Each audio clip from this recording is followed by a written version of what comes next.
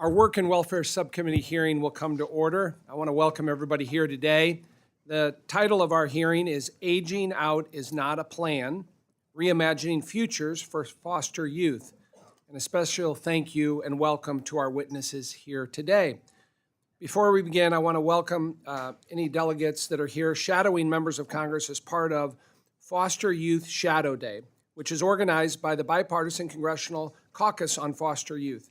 Our colleague from Wisconsin, Rep. Gwen Moore, is a co-chair of the caucus, and we appreciate her longstanding efforts to ensure the voices of youth are heard. My name is Darren LaHood, and I represent Illinois' 16th District, which covers much of central and northwestern parts of Illinois.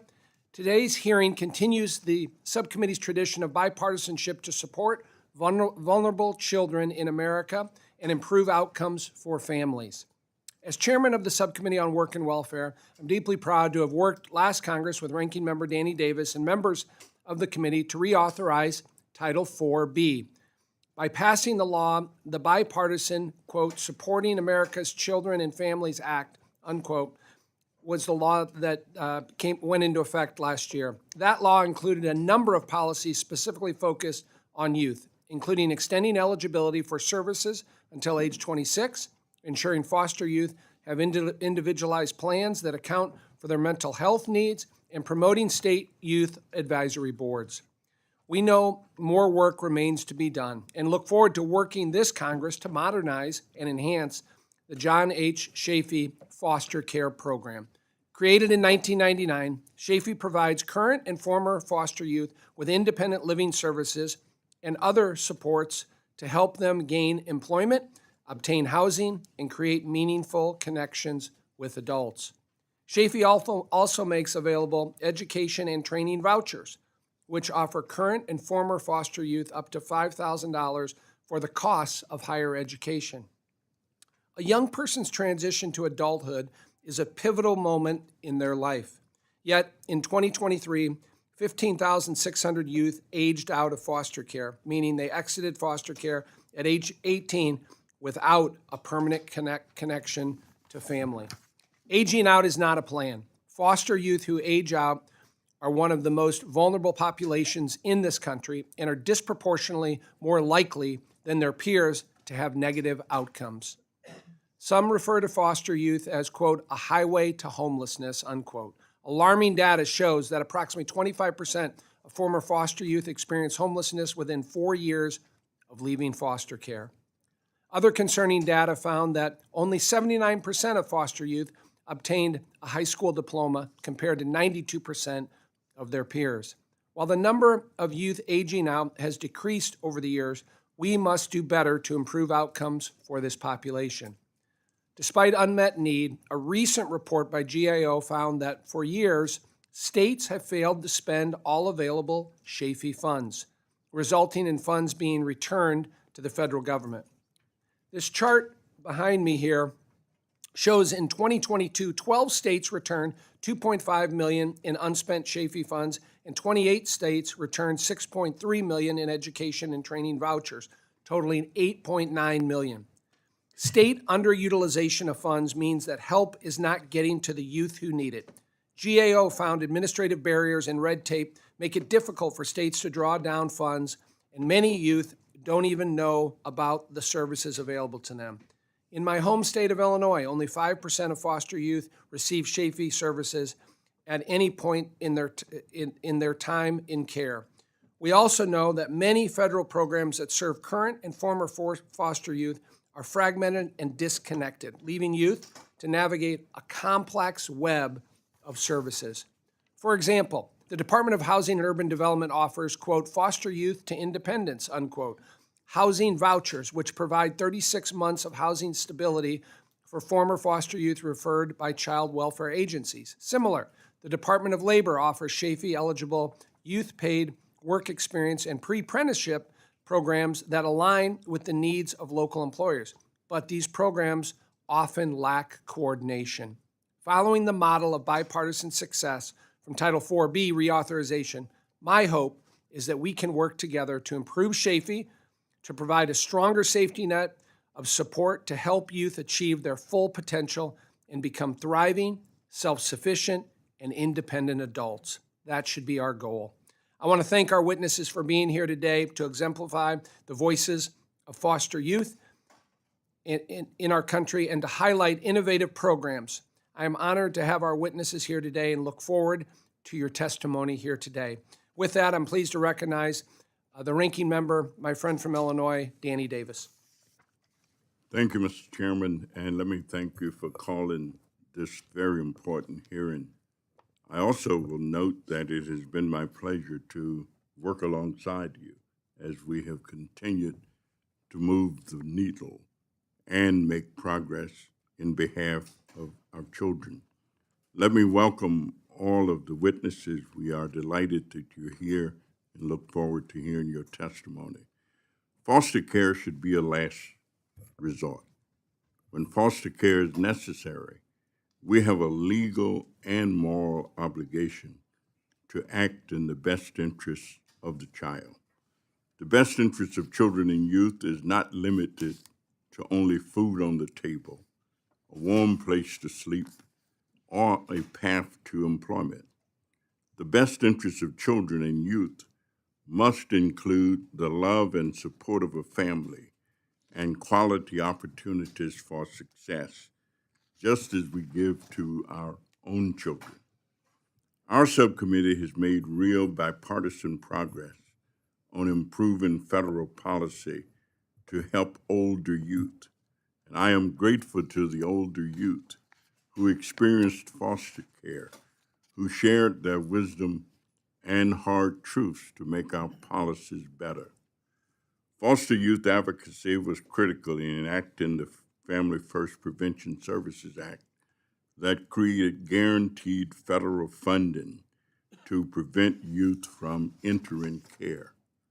It was foster youth advocacy during the pandemic that helped secure mental health and parenting prevention services and enhanced earned income tax credit for foster and homeless youth and $400 million for foster youth to help make ends meet, stay housed, and remain in school. Unfortunately, we still have a long way to go. Too often we fail the children in our care, especially those who are older. Despite some improvements, older foster youth are still more likely to drop out of school, become teen parents, experience incarceration, and suffer homelessness. Many states place older youth in institutions instead of with kin or foster families, and too many run away from their foster care placements due to lack of support. Nearly 20,000 youth each year age out of care without reunification or connection with a forever family. Only about 3 to 4% of foster youth obtain a 4-year degree, and only about 1/3 of this small number get federal education vouchers. Further, most vouchers are woefully small. My home state of Illinois adds a subsidy of $2,500 to each federal voucher and has increased the number of state scholarships to try and fill the gap. Foster youth often carry the weight of trauma and instability, and new scientific research shows that the brain growth of adolescence offers a powerful chance to heal. Federal policy should ensure that foster youth receive the essential supports that promote healing, including mental health resources, meaningful relationships, and community. I am seriously thankful to the youth who bravely share their experiences, including today's witnesses and the youth who are here for Foster Youth Shadow Day.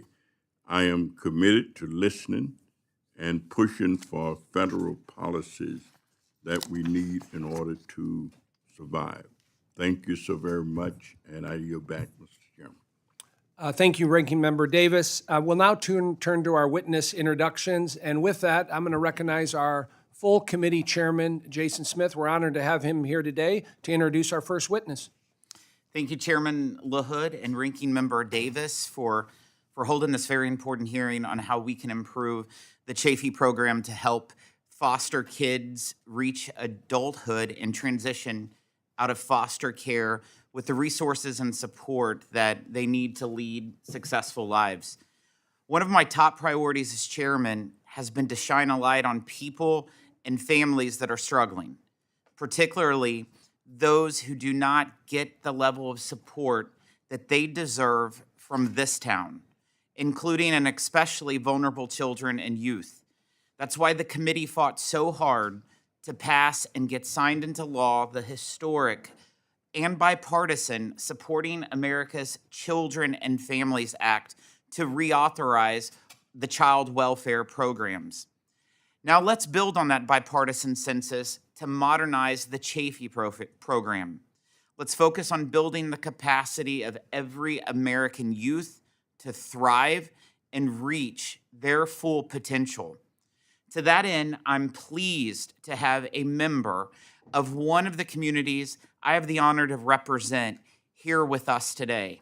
I'd like to introduce Kimberly Webb from Farmington, Missouri, a little over an hour away from my home where I grew up. Kimberly works the nighttime shift as a correctional officer, doing her part already to give back to our community. But the reason she is here today is because she herself came to us through foster care. Kimberly is enrolled in Missouri's Royals program, which is helping her as she actively works to transition out of foster care to independence. In fact, one day she hopes to become a foster parent herself. Today, she has graciously agreed to share her experiences in foster care so this committee may learn how we can improve the Chafee program for others. I want to thank you, Kimberly, for being here today and for sharing your story. This committee has much that we can learn from you and all who have had direct personal experience with our foster youth programs. So thank you for being here. I yield back, Mr. Chairman. Thank you, Chairman Smith. I'll now turn to Representative Dwight Evans to introduce his witness from Philadelphia, Mr. Ramon Nelson. Thank you, Mr. Chairman and Ranking Member. I'm honored to introduce the Democratic witness today, Mr. Nelson.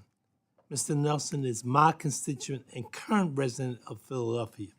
He is here today to talk about his lived experience as a former foster youth. He was born in Pittsburgh, but now he's proud. I will not hold Pittsburgh against him, but he's now a private resident where he has found community. He is a lived experience leader with the National Network for Foster Youth and Foster Club. This organization provides direct service to young people currently in foster care while engaging and empowering them. We will hear today from Mr. Nelson of his struggles and how he overcomes them with hard work and being relentless in pursuing of excellence. I thank all the witnesses for being here today, and I'm eager to listen to your testimony. Thank you. Thank you, Mr. Evans. And I'll turn to Rep. Rudy Yakum of Indiana to introduce his witness, Maggie Stevens. Thank you, Mr. Chairman. I'm happy to introduce my fellow Hoosier, Dr. Maggie Stevens, President and CEO of Foster Success, an Indiana-based nonprofit that supports and equips teens and young adults in foster care as they transition to adulthood. Her work at Foster Success has given foster youth tools and skills to achieve self-sufficiency through access to workforce training, housing, mental health resources, and financial literacy. Dr. Stevens, thank you for being here today. I look forward to your testimony, and Chairman LaHood, with that, I yield back. Thank you, Mr. Yakum. Our fourth witness today is Miss Lisa Gillette. Lisa is the Executive Director of Foster Forward in East Providence, Rhode Island. So welcome to all four of you. We look forward to your valuable testimony here today. With that, Ms. Webb, we'll now recognize you for 5 minutes to deliver your opening statement. Welcome. Good morning, Chairman Smith, Chairman LaHood, Ranking Member Davis, members of the U.S. House Committee on Ways and Means, Subcommittee on Work and Welfare. My name is Kimberly Webb, and I'm a 20-year-old living in Farmington, Missouri. I want to thank you for inviting me before the subcommittee to testify and share my story, the impact of Missouri Royals program has had on my life. Over the years, I've been placed in care 3 different times at ages 6, 12, and 16, spending a total of 5.5 years in the system.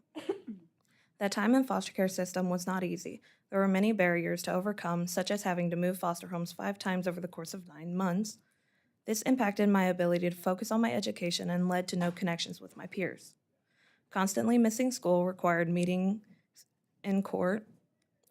meetings in court, FSTs, family support teams, and check-ins with a caseworker also made my education journey difficult. The last time being put in care, my older sister became my foster mom, and I was able to graduate high school. After graduating from high school, I looked for employment within 1 mile of where I lived due to the lack of access to transportation. I searched Indeed.com for jobs and worked as a babysitter for a short period and Subway as well. I also worked shortly at a factory before getting my current job as the correctional officer at Farmington Correctional Center.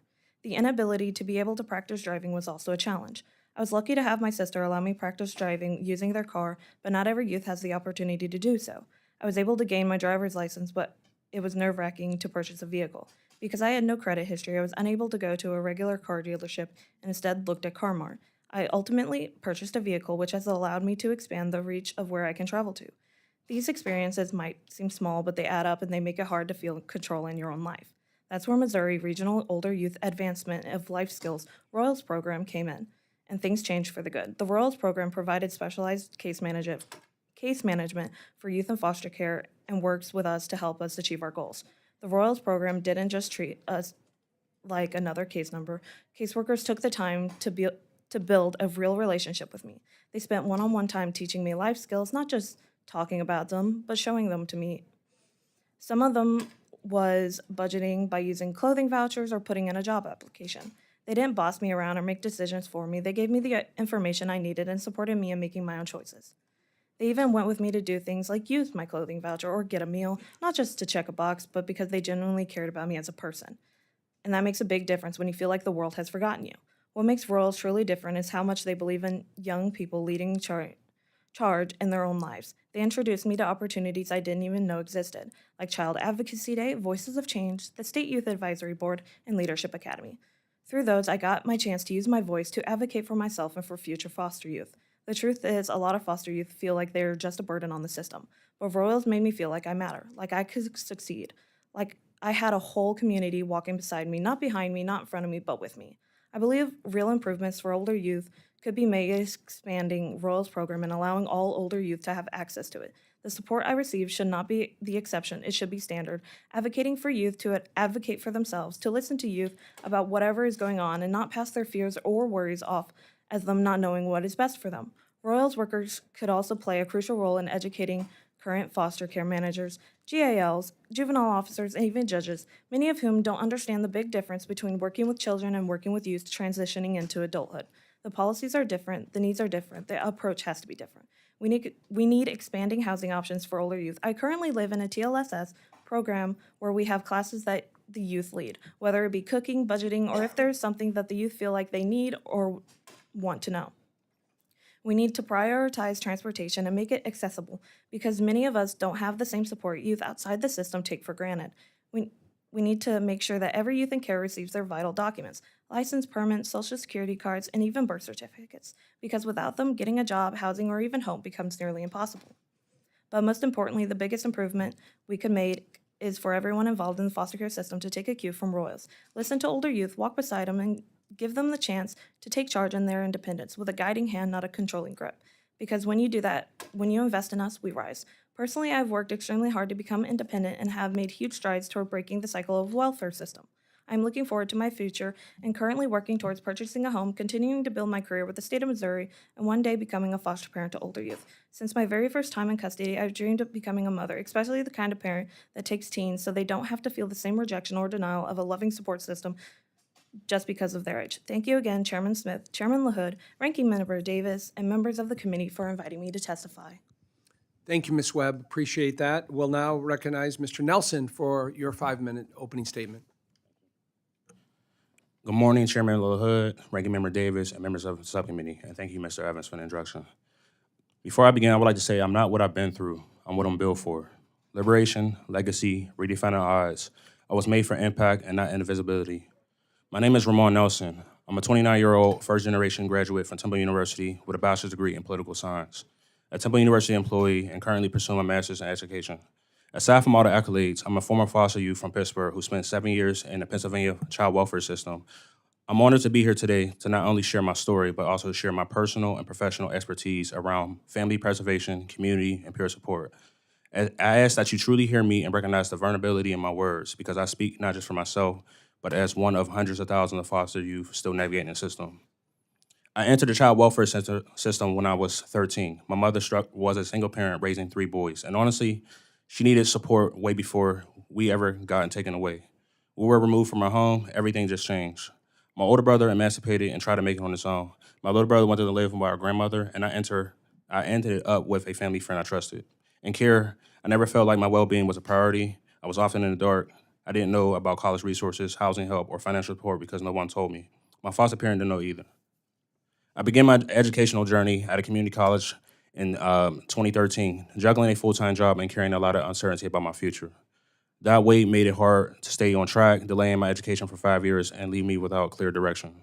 Everything started to shift when I landed an internship with Foster Club in 2018. For the first time, I was connected with other young people who share similar experiences. I started to learn about the resources that I could have attained if I was informed. Foster Club gave me something that I didn't know I was missing: purpose, a community of people who really understood. I found friends who turned into family. I finally had a space where I can share my story and actually help others still in the system. That experience change was everything for me. A year later, in 2019, I transferred to Temple University because I was eager for more support, more structure, more chances to grow. I wanted something better for myself. I finally started to believe I deserved it. College was already tough, and then the pandemic hit during my second semester. I was working and trying to keep up with school, just doing whatever I can to stay afloat, but nothing could prepare me for what happened next. Right before my final semester, I got the call that my mom had passed away.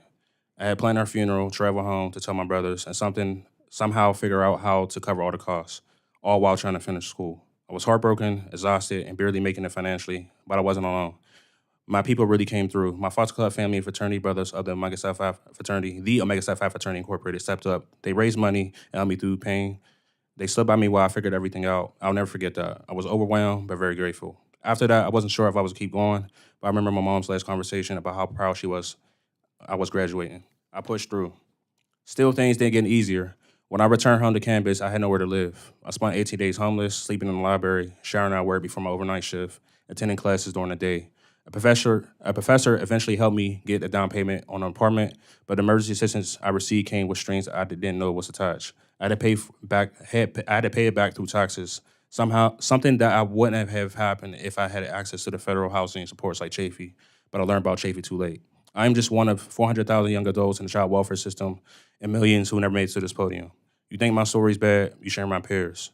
That's the pattern. Too little, too late. The system failed my mother, my brothers, my grandmother, myself. Please take my words into greater consideration. I'm not just here to tell you what went wrong. I'm here to tell you what you could do to make it right.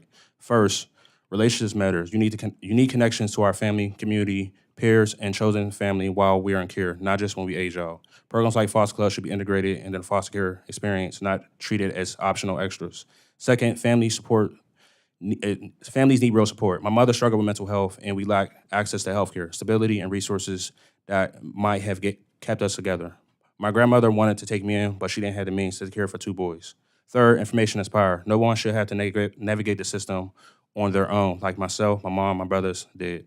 I didn't know about the resources that the Congress had placed for youth like me because the system didn't tell me about them. Youth and caregivers should be told not just once, but repeatedly about the resources available to them, and they should get hands-on help to actually access them. There are so many young people just like me who can't be here because of the system have failed them in both relationships and resources. The system must do better. Our lives depend on it. You have the power to ensure that youth and the child welfare system are not left to navigate alone. Invest in family, invest in peer support.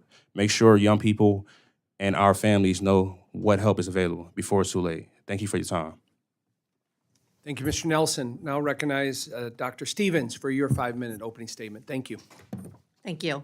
Chairman LaHood, Ranking Member Davis, and members of the subcommittee, thank you for the opportunity to testify today and be a part of this conversation on reimagining the futures of our older foster youth.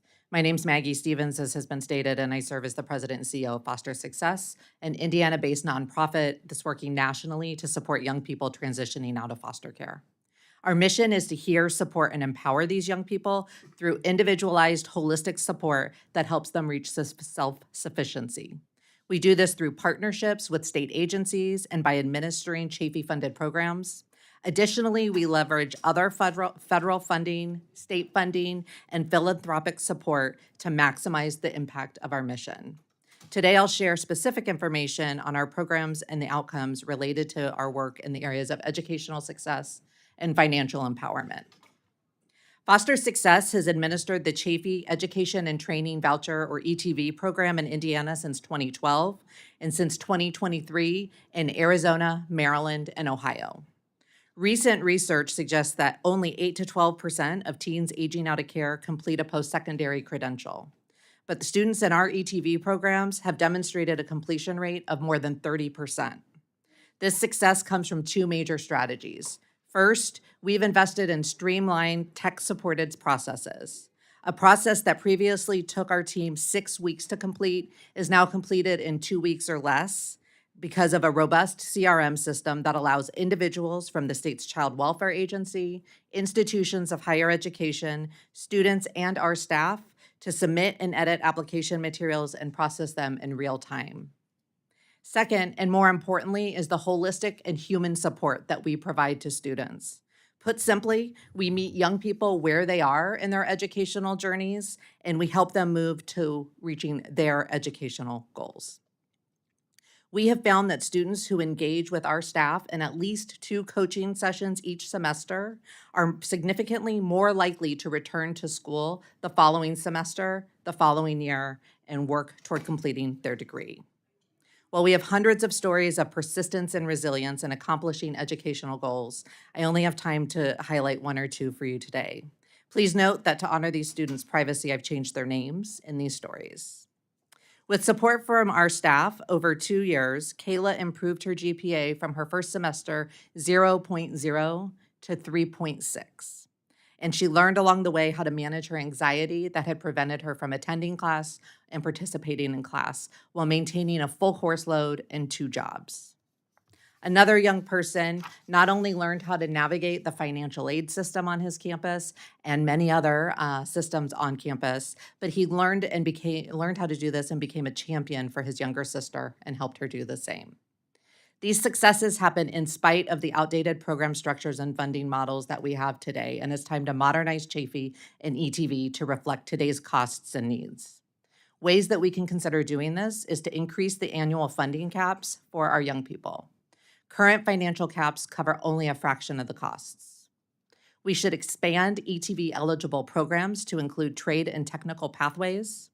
We should update our funding formulas to reflect the number of young people eligible for Chafee support, not the total number of youth in care. And we should clarify policy so that states can apply best practices consistently. When looking at our financial empowerment programs, Foster Success believes financial empowerment isn't just about numbers. It's about building futures. Our 3 core financial programs focus on things including budgeting, credit, and savings, and we pair education resources with matched savings and credit-building loans.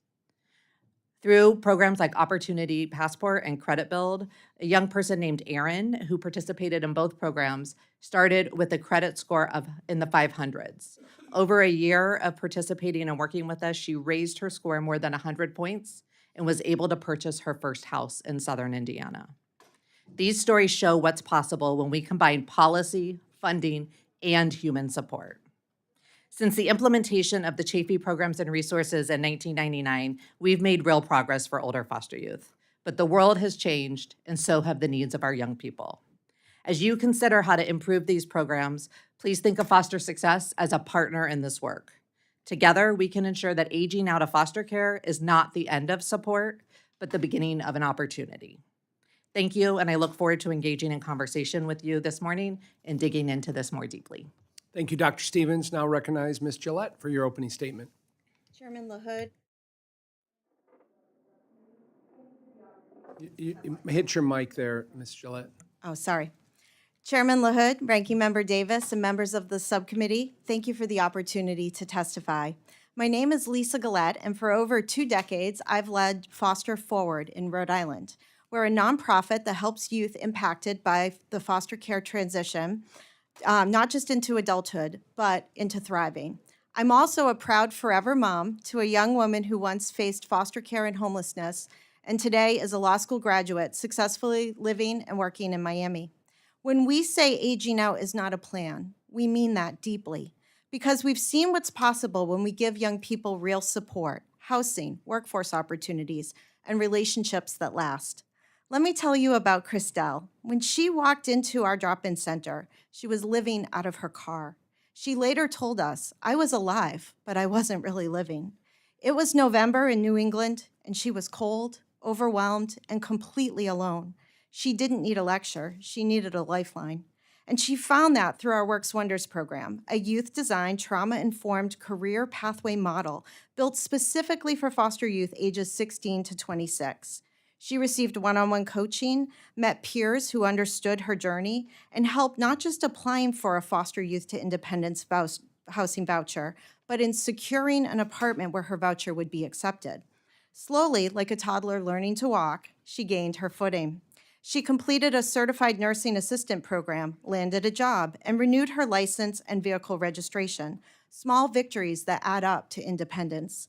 That is what coordinated support looks like, and it works. Works Wonders bridges the gap that traditional workforce systems miss: housing instability, trauma, lack of completion of a diploma or GED, and a limited family safety net. Works Wonders works because it's relational, developmentally appropriate, and youth-powered. Youth co-design the program. Coaches are trained and consistent mentors. Employers get support to host and hire youth they otherwise might not. And in 2023, only 4% of Rhode Island teens ages 16 to 19 were disconnected from school and work, the second lowest rate in the country compared to 7% nationally. And Works Wonders scales. What started in Rhode Island is now being replicated in Indiana and Tennessee. We're seeing real results. 74% of youth in our program reach positive outcomes such as employment or post-secondary enrollment. Take Elijah. He came to us unhoused doing DoorDash to survive. Through Works Wonders, he found coaching, counseling, peer support, and a paid internship in IT. But here's the key. He didn't just need tech skills. He needed help writing emails, resolving conflicts, and navigating the workplace. Today, Elijah has a full-time job with benefits, stable housing, and is on a path to earning college credit. He even repaired and put his car back on the road through Foster Forward's Match Savings Program. Without that support, he could have easily fallen through the cracks. Instead, he's flourishing. These stories aren't the exception. They are proof of concept for what we can achieve together. But federal systems, WIOA, Chafee, and FYI, are not keeping pace. Foster youth are categorically eligible for WIOA, but current requirements hinder their participation. Chafee funds go unspent, while youth graduation and GED completion rates remain unacceptably low. FYI vouchers require youth-driven wraparound services and an adequate supply of safe and affordable housing stock to truly work. We don't have to create new programs. We need to modernize and align the ones we already have. Let's streamline WIOA's vital documents requirements for foster youth and expand paid work experience hours. Use Chafee to fund mentoring, high school diploma and GED attainment, and support you through age 26. Expand FYI vouchers to fund coordinated services and align with federal programs that incentivize and fund the construction of new affordable housing. This isn't about charity, it's about investment, giving young people who've experienced foster care a hand up when they need it most. What foster care youth need isn't more resilience. Our direct experience with them tells us they have that in abundance. What they lack are opportunities, derailed not by personal failure, but by disconnection from families and systems that were never adequately designed to guide them. It doesn't have to stay that way. With your partnership, together we can reimagine how federal investments like WIOA, Chafee, and FYI are structured. If we elevate the bright spots you've heard about today, we can ensure that no youth ages out without a plan. And here's the bigger picture. If we get this right for youth leaving foster care, arguably the most disconnected young people in America, we unlock insights for solving a national crisis of youth disconnection from school and work. These success stories hold the blueprint for progress for all of us. Thank you. Thank you. And let me thank all of you for your opening statements. We're now going to turn to the question and answer portion from the members, and I will start with my own questions here. I'm going to start with you, Ms. Webb.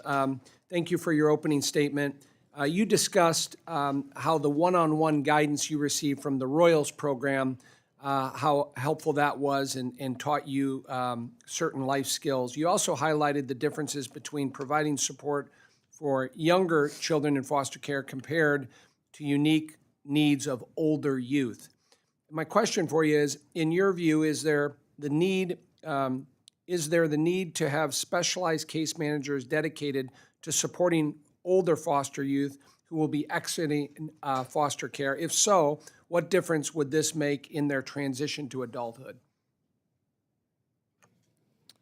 Yes, there does need to be specialized case managers, as specialized case managers helps transition the youth to adulthood through focus on themselves instead of worrying about younger kids, as well as they're just focusing on the older youth.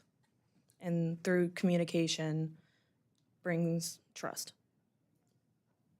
Thank you for that. Mr. Nelson, I'm going to turn to you next. You shared how you and your siblings were unaware of the resources available to you while you were in foster care and the impact that had on you. What do you think is the most effective way to raise awareness among foster youth services on the services available through SHAFE, such as education and training vouchers, especially knowing that some states are returning these unused funds? Absolutely. Thank you for the question. So for myself, I think that letting people know through the duration of like meeting when people, like when a caseworker sees you, for example, letting them know that this opportunity to exist. When we go to court, let them know this opportunity to exist. So you're hearing it repeatedly. Part of the reason why I spent 6.5 years out of community college prior to transferring to Temple is because I didn't think that I can afford college. And I didn't have the means, of course, because I'm a first generation graduate and, student, of course. So I would say this constantly reminding people about like just the opportunities that's for them, because my little brother actually too, he didn't even pursue college because he didn't think it was for him as well. So that played a pivotal role in my development from 17 until when I got to Foster Club, and I started finding out about this at Foster Club through an 8-week course or 8-week externship. Then in my entire 7 years in the foster care system. Thank you for sharing that. That's helpful. Dr. Stevens, I'll turn to you next. Ms. Webb emphasized the need for specialized case management for older youth in foster care and how that one-on-one guidance provided to youth through the Royals program should be standard. Based on your understanding of the SHAFE statute, can states utilize SHAFE funds to provide specialized case management to the older foster youth, and do you think SHAFE should be amended to do so? Thank you for the question. I think that the way the policy is written, the way I understand it, is that it can be used for a multitude of services for older foster youth, including support through case management. I think there's a lot of confusion amongst the states as I talk to different state administrators and federal policy analysts on this, because it's not explicitly stated that this is allowed. So there are certain items within the CHAFE legislation, training of foster parents, training of case managers that are allowed. And so depending on how you interpret it, because it's not explicitly stated, some states tend to say, well, then no, we can't do that, while other states lean towards allowing those things. Whether or not I think it needs to say that or be more clear in policy, 100%. I think CHAFE funds should be used to support young people in their work and pay for case management. As you heard here, and we could recount hundreds of stories again, it's the people. Yes, the dollars help, but it's really the people and the supporters that help our young people move into adulthood successfully. Thank you.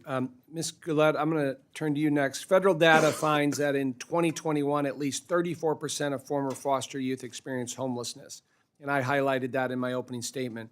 HUD's Foster Youth to Independence vouchers are intended to help former foster youth avoid homelessness. Last month, HUD announced 39 of these vouchers worth more than $345,000 for the Peoria Housing Authority in my district. Can you talk about some of the disconnects that exist at the local level or barriers to ensuring these HUD resources are connected to Chafee youth?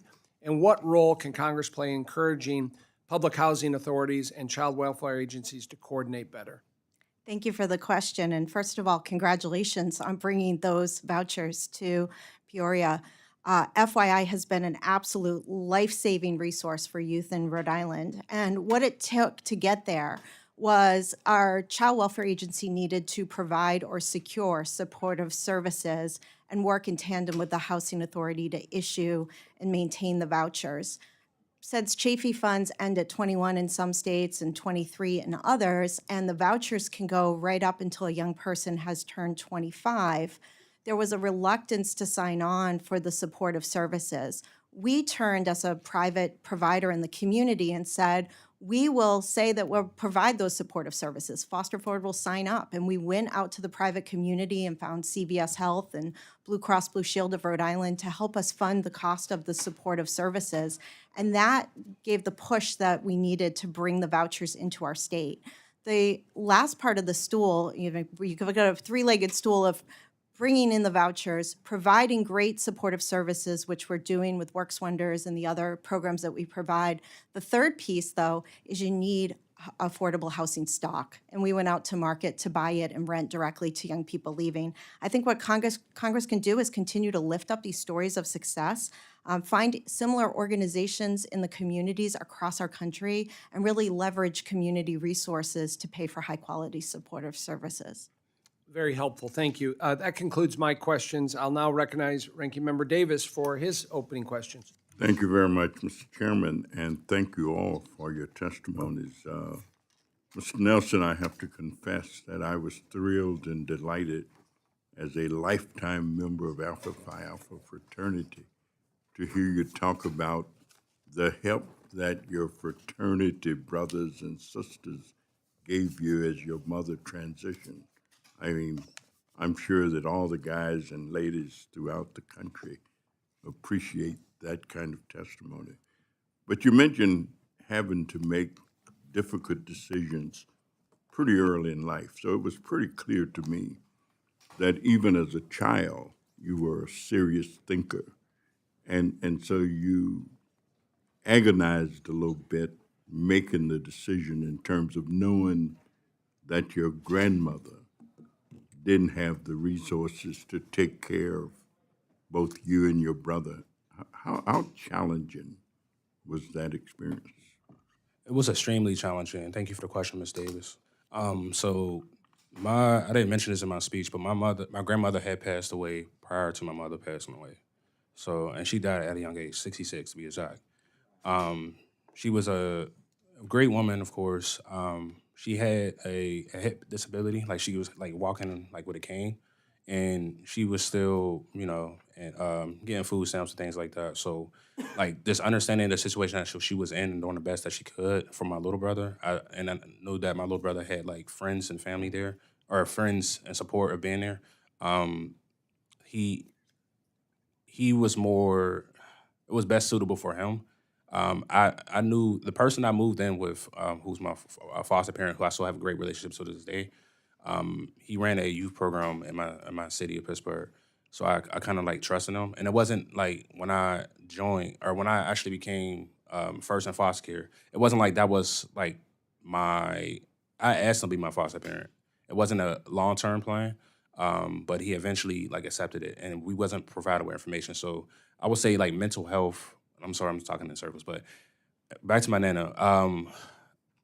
My Nana eventually ended up suffering from mental health, and she ended up losing her place, which my little brother ended up moving in with us.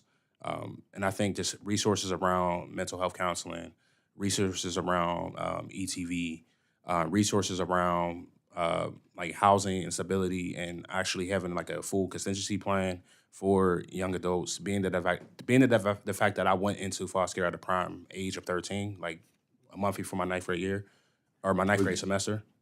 Sorry. Is there anything else that you think the child welfare system could have done or told you that would have been helpful? Yes, absolutely. Reunification should have been a part of the plan. like having, there was never a plan throughout the duration of my time, 7 years in the child welfare system, that we had plans of like coming back to our original biological family. Did you have contact with your father? Did anybody suggest that you be in touch, or your grandmother? No. So when we went in, it was never as thoroughly. Let's just say that it wasn't. I knew that he paid child support, but it wasn't. It was never a plan for for him to be contacted. Oh, thank you. Let me ask you, Ms. Webb, before my time runs out. Can you talk a little bit about the challenges of young people acquiring a car or transportation, or the ability to move from one place to another? Acquiring a car was actually hard. I had to find a job to be able to actually save up to later get a down payment or to buy a car outright. So I had to find a job within a mile distance, walking distance from my placement. And having to find a way to get to said car was hard. I thankfully had somebody who was willing to take me, but other youth do not.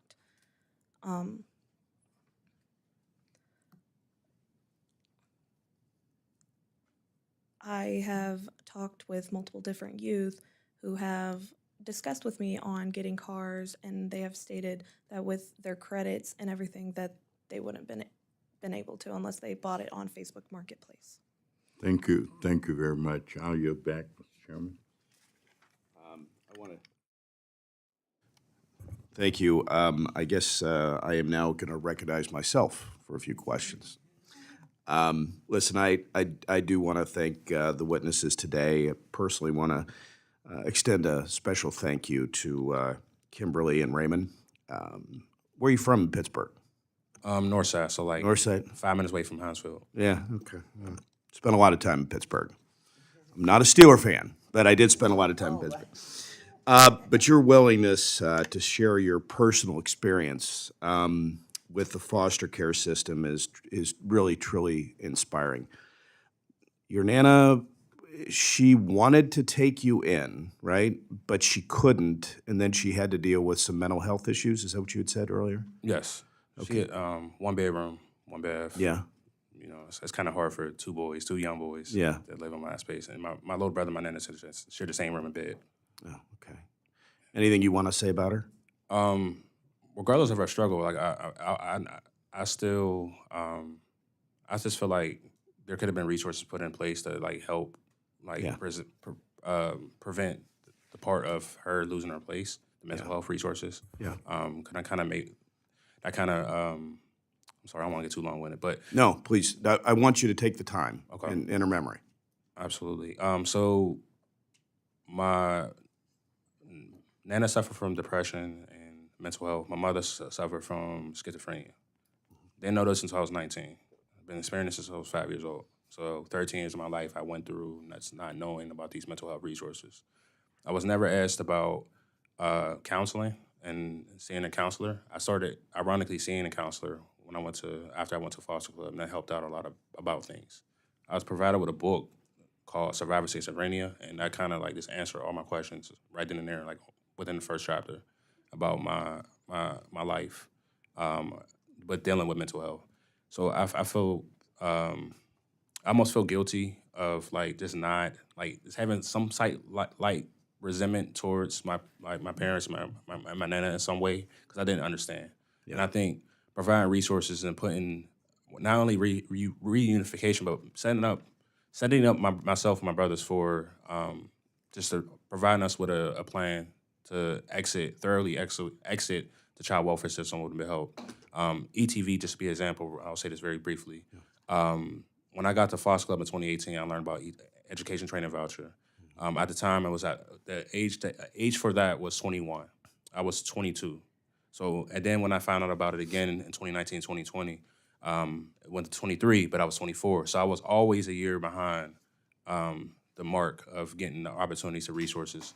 And that could have helped out with a lot I didn't have to take out a loan my first semester at Temple University. My little brother could have went to a four-year university or a trade school, like my colleague just said about ETV. So that these things should have been put in place, the better setup, better success rates for not only myself but hundreds of thousands of people that don't get the opportunity to even be here. So Well, listen, I really do appreciate your testimony. And I know I only have about a few minutes here. In May, it was announced that the First Lady had secured $25 million in the 2026 budget for foster youth to independence initiatives. So, Mr. Gillette, this is obviously a critical investment. I don't think it's a lot of money. I mean, quite frankly, but it is a investment and something that we should support. But do you believe that this supplemental funding housing programs such as FY Initiative, do you support it? Obviously, I'm sure you do. But how can these programs be more effectively coordinated? And I see you went through the program yourself. I mean, you've obviously, you did, but just could you kind of explain that to me a little bit, please? Sure. The vouchers are an absolute life changer for these young people, giving them 36 months of runway to really participate in the high-quality programs that we're talking about. So I would endorse really leveraging Chafee dollars, modernizing that system to have those dollars follow and walk alongside of young people as they're in that 36 months with the placement. I think having community organizations that are doing innovative work. We've got a lot of national communities of practice. The Annie E. Casey Foundation has helped support the Jim Casey Initiative. Those quality programs in the community and youth-led initiatives that really drive peer-based supports, that's the programming that we should be wrapping around these FYI vouchers. And when we do that, I think, and we pair with community development corporations that can help do set-asides of units for young people, we really help them complete their education, get high-quality jobs, and have that runway that they need to be successful in the future. I want to thank you all and thank the witnesses again. Now the chair would like to recognize Ms. Moore.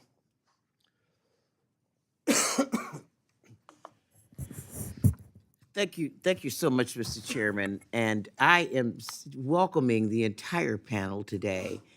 And in case no one else has mentioned it, today is Foster Youth Shadow Day. And as a matter of fact, we have about 30 foster youth who are paired up with members of Congress. My foster daughter is here today. And wave.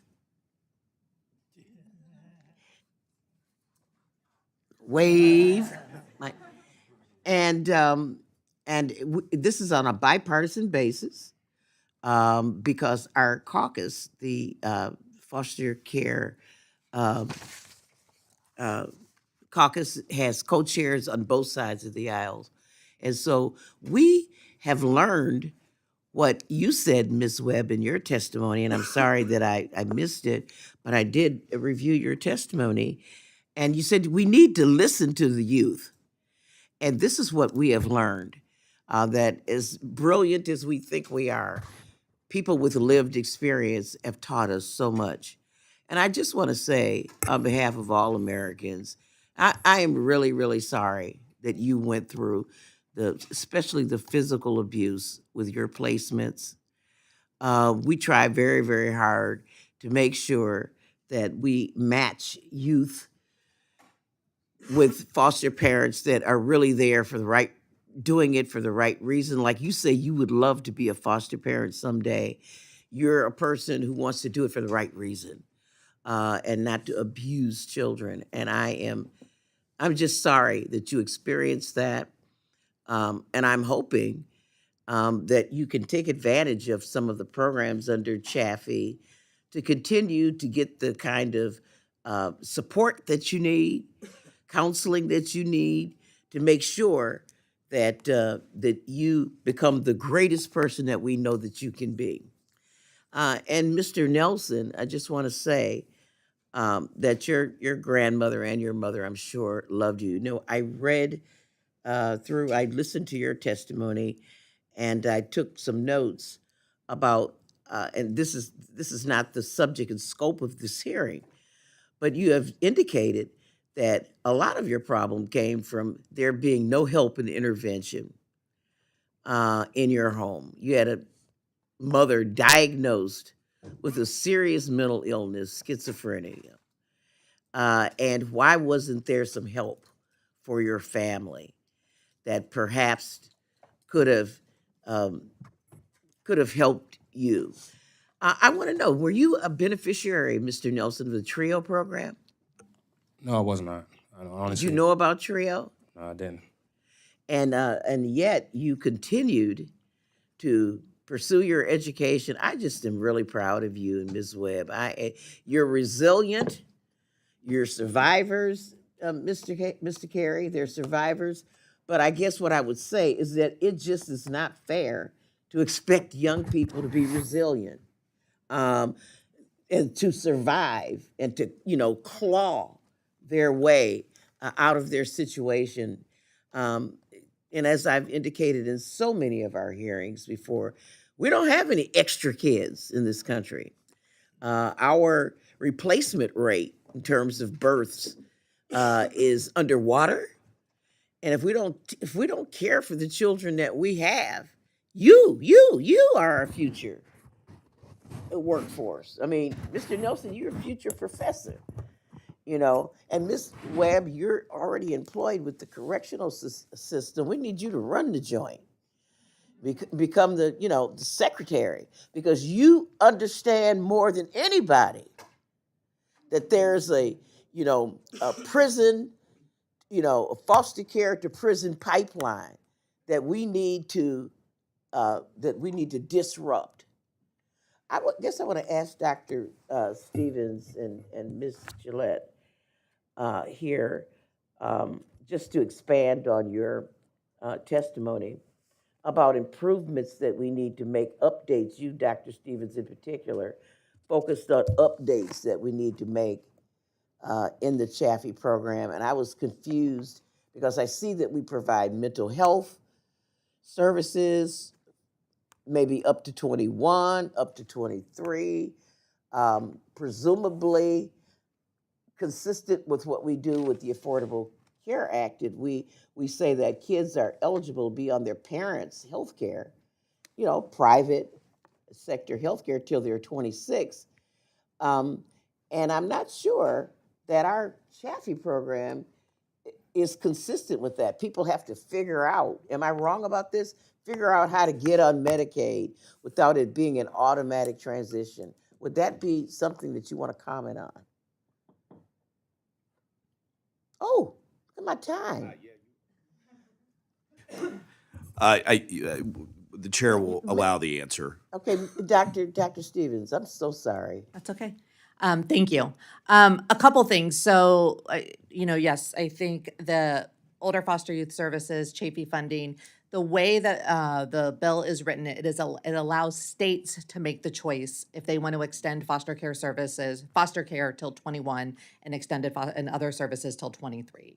The majority of our states, but not nearly all of our states, are doing it. I'm proud to say Indiana was one of our first states that when those age options or age extension options were put in place under the Family First Prevention Act in 2018, Indiana leaned into that wholly, and we do provide that. But not every young person has those opportunities based upon where they're aging out. And then to answer your question around health insurance and Medicaid, under the Affordable Care Act, every young person who turns 18 in foster care is eligible to maintain Medicaid support until their 26th birthday. That's the answer I did. Oh, okay. Mr. Chairman, thank you for your indulgence. I just got. Well, I appreciate you, and I appreciate your line of questioning. And now we're going to go to a fellow person from Indiana, Mr. Yock. Thank you, Mr. Chairman, for holding this hearing. I would like to extend my gratitude to our witnesses for being here today, especially to Ms. Webb and Mr. Nelson for sharing your powerful personal stories and experiences. Thank you. Additionally, I'd like to welcome my fellow Hoosier, Dr. Stevens, to the panel to share your incredible work that you've been doing not only in Indiana, but across the country through Foster Success. In 2022, Indiana had over 3,200 older foster youth that were served through the Chaffee-funded programming. Chaffee funding supports essential programs that give older foster youth the skills they need to transition to adulthood through housing, education, and other essential services. Dr. Stevens, Foster Success has been successful in administering education and training vouchers in Indiana, as 29% of youth receiving vouchers in Indiana completed their credentials within 6 years. This is 10% higher than the national average. Vouchers are distributed to states based on the overall number of children in foster care, not the number of older youth that are eligible for the program. In Indiana, from fiscal years 2018 through 2023, the number of Chafee-eligible youth in foster care increased, while the number of children overall in the state's foster system decreased. Can you provide insights as to what impact this has had on eligibility of ETVs for youth in Indiana? Yes, thanks for the question and the opportunity to address this.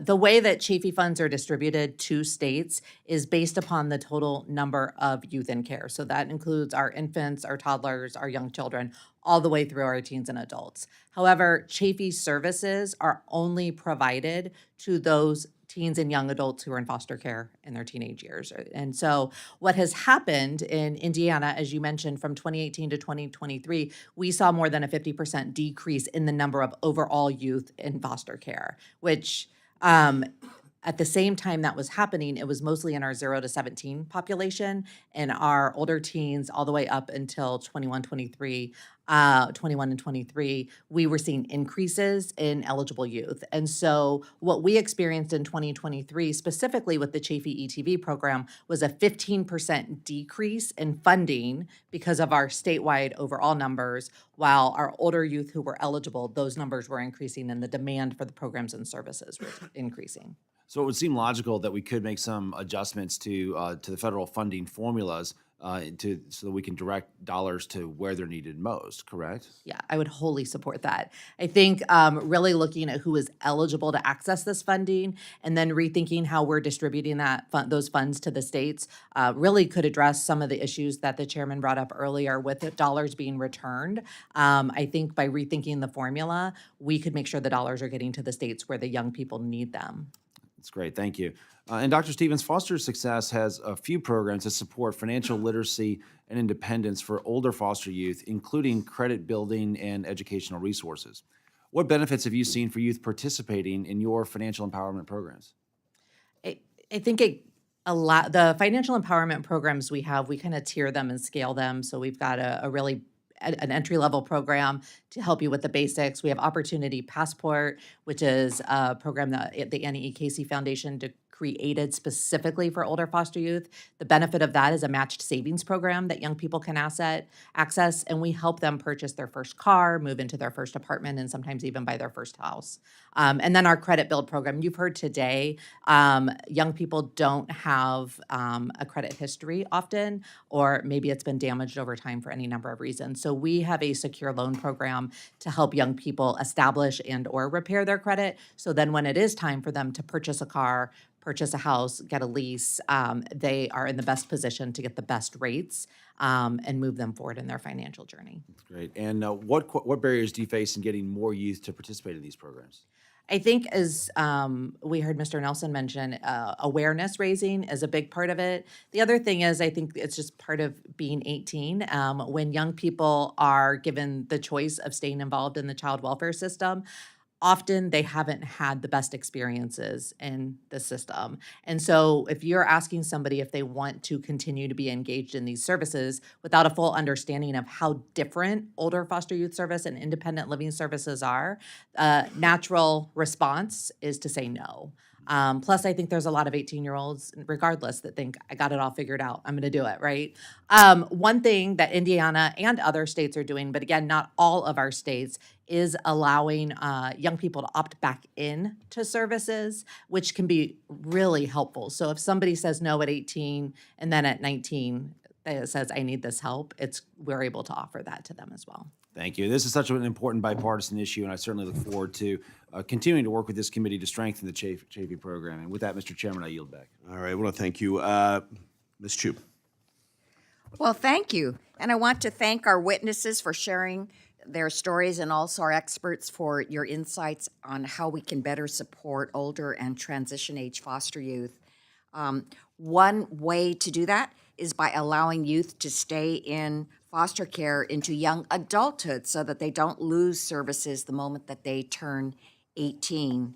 Now, about 2/3 of states already do this, including my home state of California, and we know that this model works. Studies have found that youth in extended care are 3 times less likely to be disconnected from school and work, and 2.7 times less likely to experience homelessness. So we need to give this option to all transition age youth, no matter what state they live in.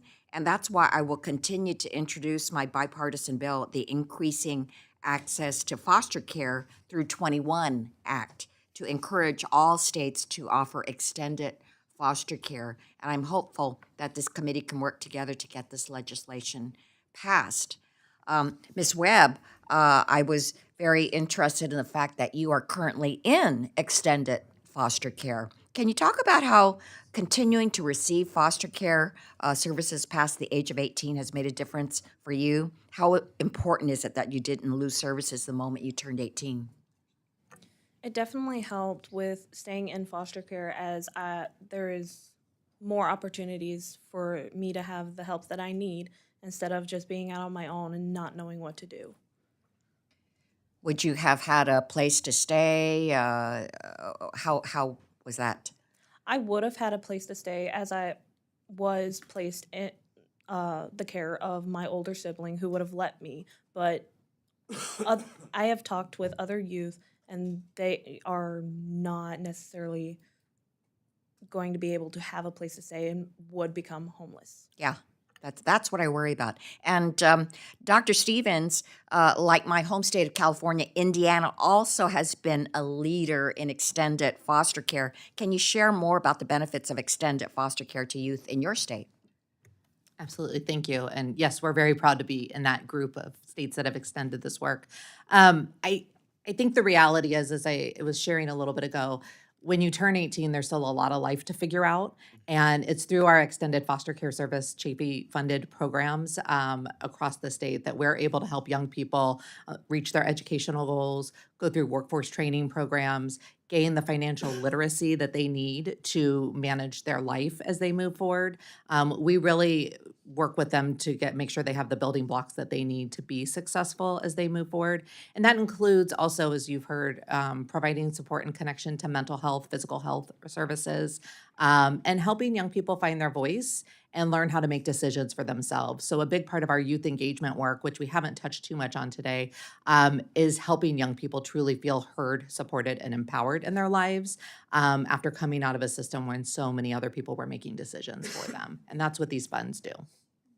Thank you for that. Well, programs like extended foster care and Chafee are vital for older and transition age foster youth. But unfortunately, current data shows that for less than half of eligible children who receive Chafee services, and only about 1/3 of foster care involved youth who attended college receive educational training vouchers or ETVs. Mr. Nelson, you testified that you weren't aware of resources like education on housing assistance until it was too late, and that you also shared that you had challenges balancing your education while working full-time to cover your basic needs, even losing housing for a while. So it's clear we have to do better to ensure that youth get connected to the services they're eligible for. How could the system be improved to ensure that youth like you both learn about and successfully access the services that you're eligible for? Absolutely. Thank you, Ms. Chu, for the question. I will say that the system could do better by just more information.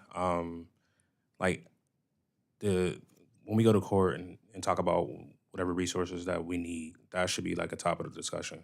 I look at my little brother as an example because he's still doing well for himself. It's not like he's like a terrible person or anything like that, but he didn't, like I said before, he didn't think college was accessible to him, or he didn't think a trade school was accessible to him. I moved out. I took a leap of faith and just went to Temple with no connections to the city and built myself up. And I'm thankful for my fraternity, and I have a line brother here that's here with me. But my little brother himself, he stayed back home, and he stayed with our foster parent until about I'll say like 24, 25. So he was kind of hindered like some of his development as a man, and And when I went through all that I went through, that was all before 26.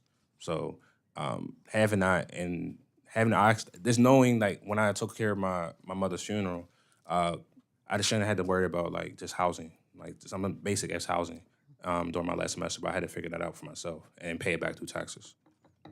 Thank you. I yield back. And I want to thank you. Pursuant to the committee practice, we will now move to the 2-in-1 questioning. So at this point, I'd like to recognize Mr. Bean from Florida. Thank you very much, Mr. Chairman. A very good morning to you, and good morning to Ways and Means Work and Welfare Subcommittee, and to our all-star panelists. We're glad to have you here. Welcome to your nation's capital, particularly Ms. Webb and Mr. Nelson. For the rest of your life, you'll get to tell everybody you testified before Congress. How about that? You can say, back in the day, I gave them the business. I let them know the what for and whatnot. When I was in the state legislature in the great state of Florida, I'll never forget one of our hearings. We had our foster care youth who was 30 days away from their 18th birthday, 30 days away. And they were working, this gentleman was working on getting adopted, 30 days away. And I remember somebody else asked him, why are you working so hard to get adopted? In 30 days, you're going to be 18 anyway. And I'll never forget, because he thought for a moment and he said, well, I guess I'll always have a place to go on Thanksgiving. Just wanted to belong, like everybody else. I wanted a place to go, a place to belong, and a support system, which many foster care youth just don't have. Everybody else takes for granted. And each year, 15,000 foster youth age out of the system. And often, as y'all know, and as you've testified, joblessness, homelessness, and without that safety net to fall back on. And here comes the Chafee program, that this Congress has worked on to provide the support of assistance in housing, education, job training, and the transition to adulthood. We all look forward to improving it, because one lesson in government, no matter how good something is, it can always be better. And so we're studying that model to see what we can do. And so my first question goes to Ms. Gillette.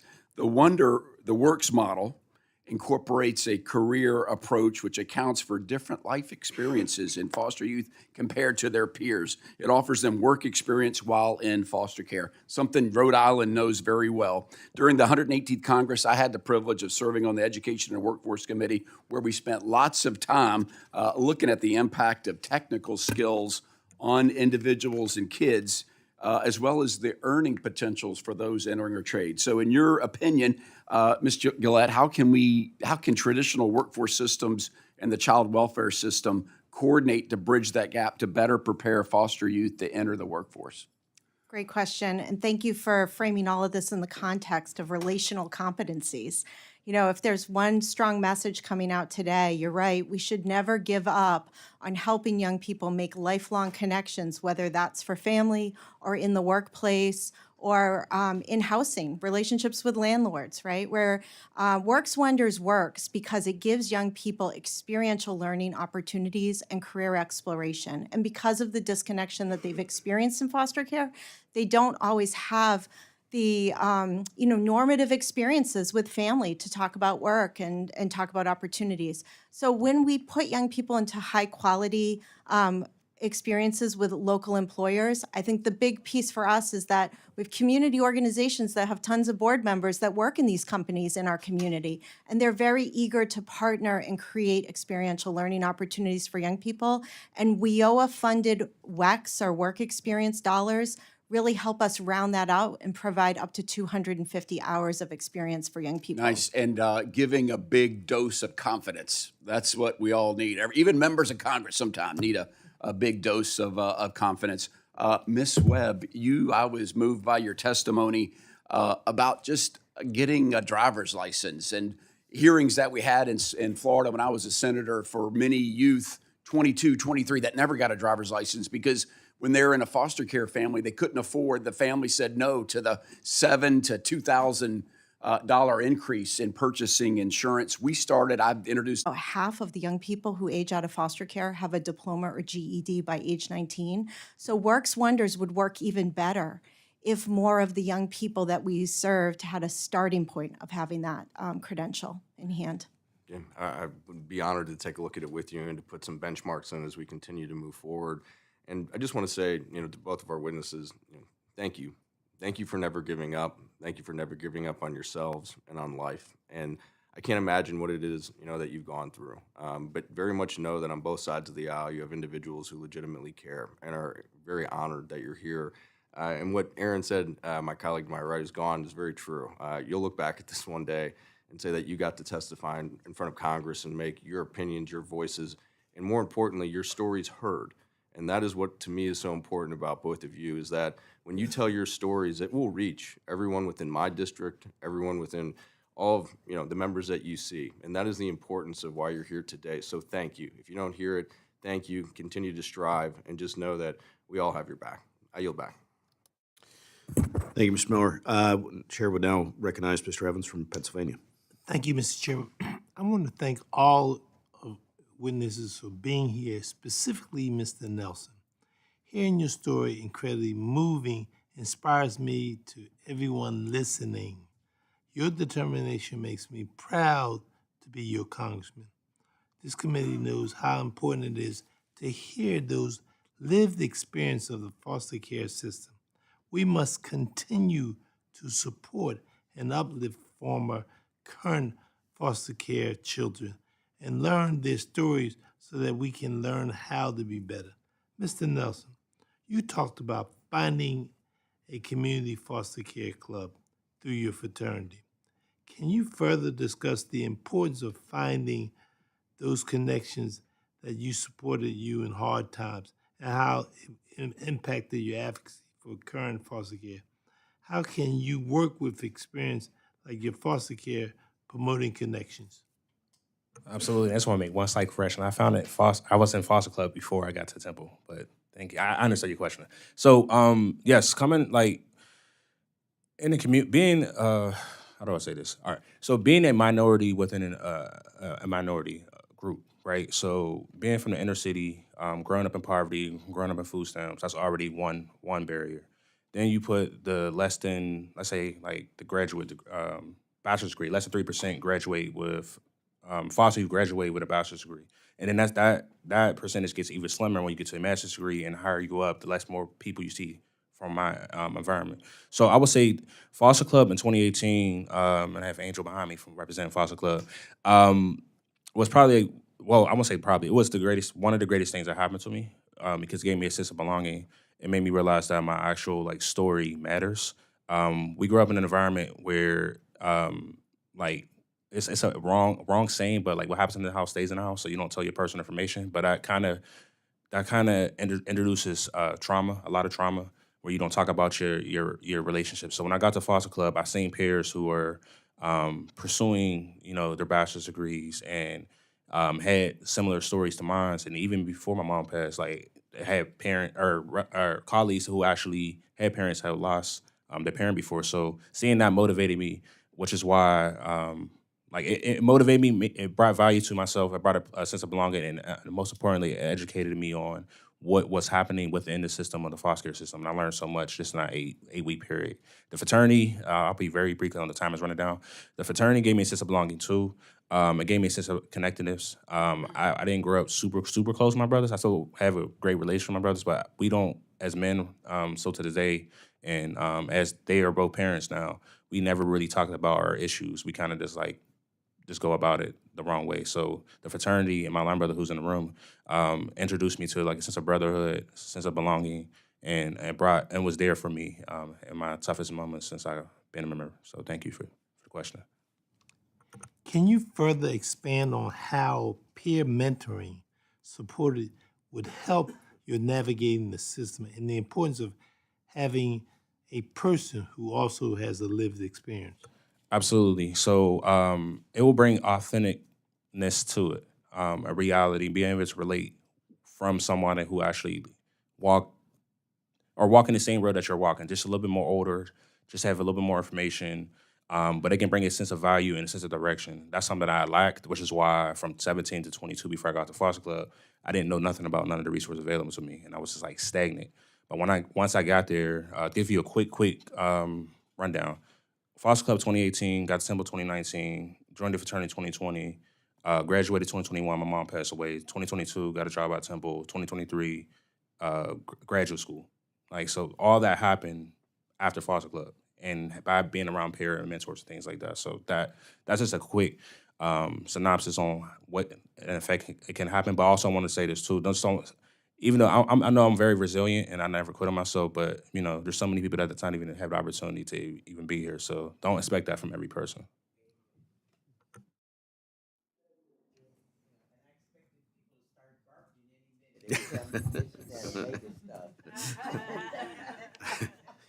Thank you. Thank you again. We will now recognize Mr. Feenstra. Thank you, Chairman Carey and Ranking Member Davis. Foster care is a very important priority of mine. Families that welcome foster children into their homes are special, special people. These kids are amongst the most vulnerable in our communities and deserve safe, loving homes.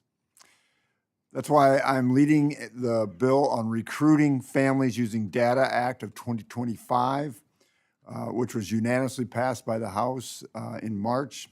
This bill requires child welfare services to provide for the development and implementation of family partnership plans to improve foster care placement stability, increase the rates of family placement, and align foster and adoptive families with the needs of children in or entering foster care.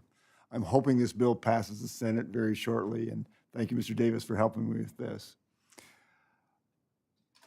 The Chafee program in my state and the Iowa Aftercare program has been able to maximize their full funding, which is phenomenal. However, according to the GAO, many other states have returned millions in Chafee funds and educational and training vouchers because of the red tape.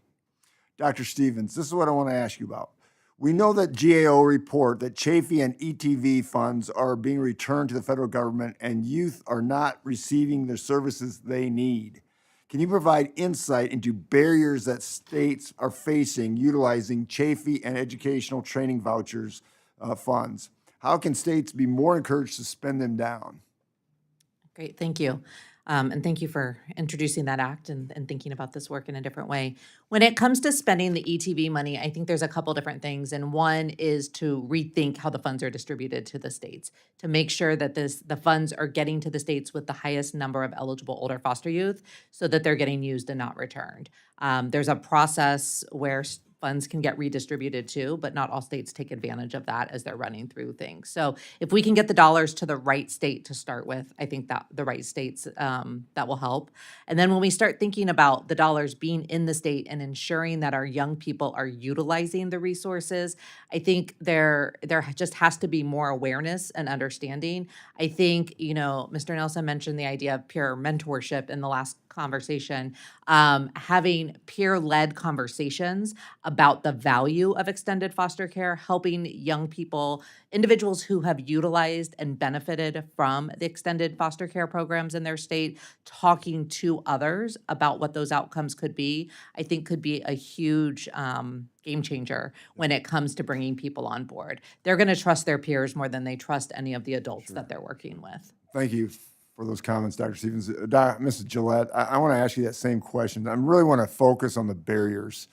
I struggle with this, all right? So just a couple of years ago, $2.5 million was returned of Chafee funds and about $6.3 million on ETV funds from states.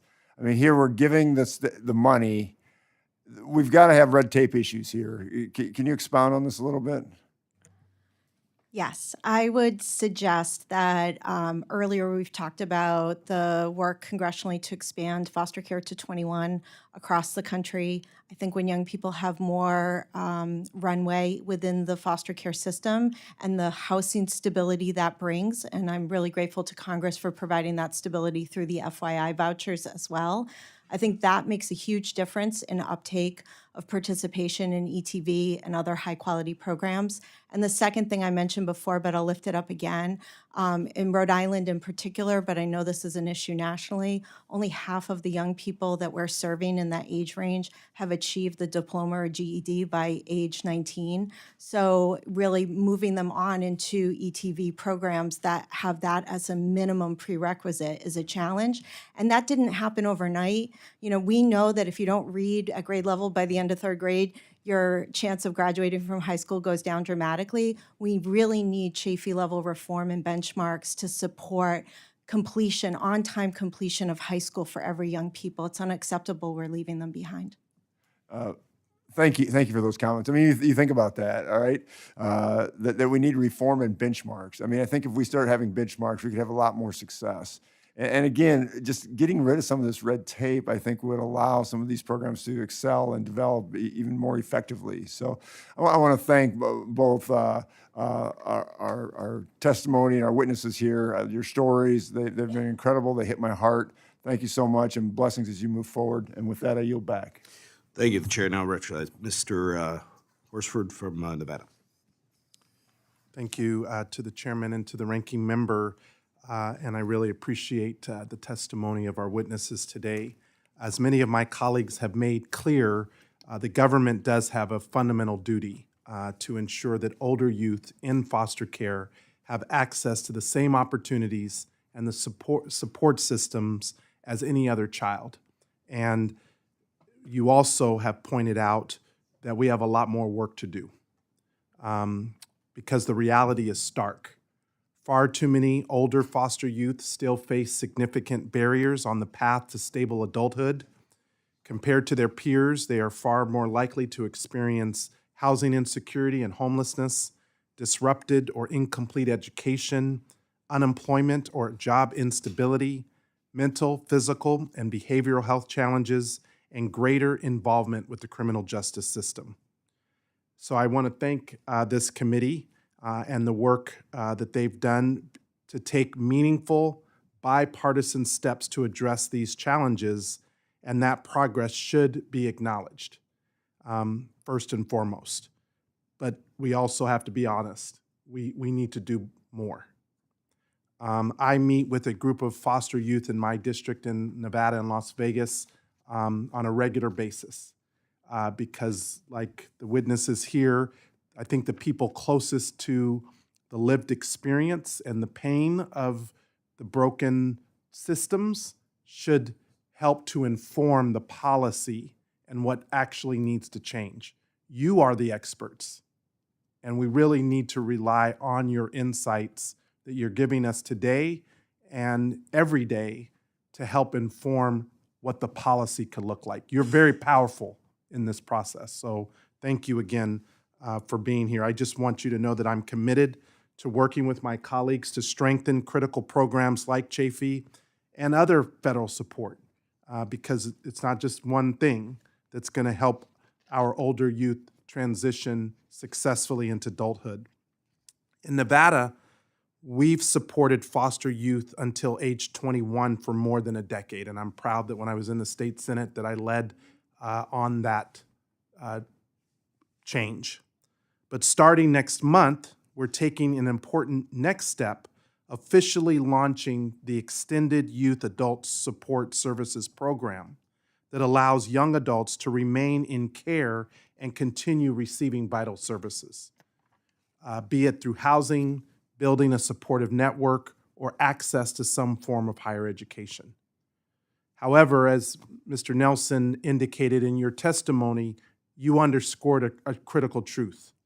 Federal programs like Chafee only make a difference when young people know that they exist and they're receiving the help to navigate them. This is what I've heard from the foster youth in my community and those across the country. So can you share more about how your college housing situation could have been different had you known about it, and what would your outcomes have been had you not struggled the way you did? Absolutely, and thank you, Mr. Horford, for your work, and thank you for the question, of course. So, I've been in I've been in Philly since 2019. I finished my undergrad degree in 21. So, in that time frame, every year I had a different like roommate. It was kind of like reinforced trauma because you talk about the child welfare system in general, being in foster care for 7 years, just not knowing where you not knowing what's next. Spending every year of your college career while trying to pursue something that's going to better yourself. Every year, just thinking about what's next.